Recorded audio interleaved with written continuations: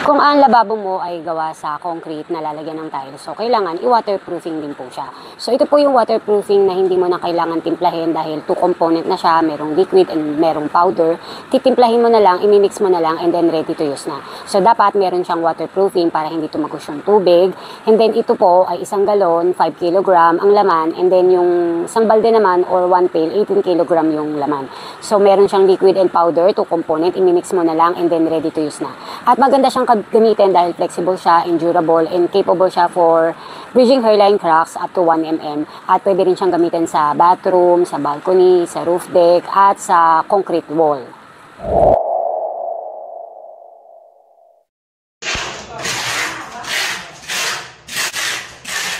Yan, manipis lang ang kahit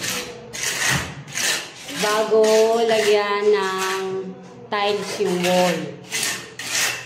So, kailangan may adhesive siya. Tapos, patuyuin muna ng konti.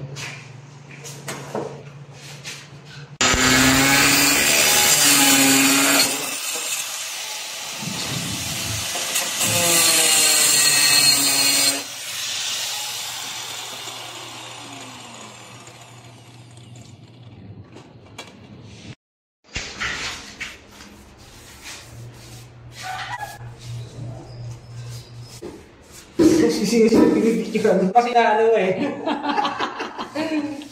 Oo nga. Kung naman, para sumikat ba? Sumikat mo. Oo nga. Tong, vlogger ka na, Tong. Hindi na tuloy.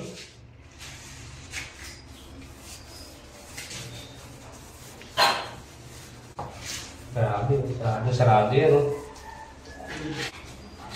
Batang na pagkaan. Maganda klase talaga ito, no?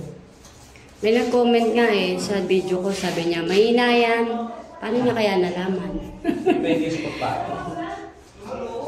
Depende yun. Ewan lang natin. Baka naman hindi nila protection kasi dapat talaga. Alam panali.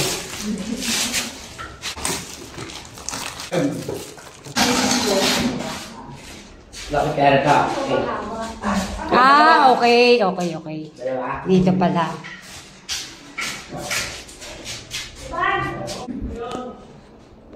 Bago mo i-tiles, waterproof mo muna. Mamaya magka-problema yan.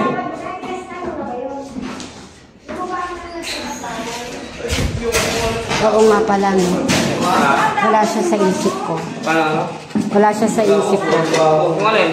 Na kailangan din yan i-waterproof. Siyempre, mabigyan eh.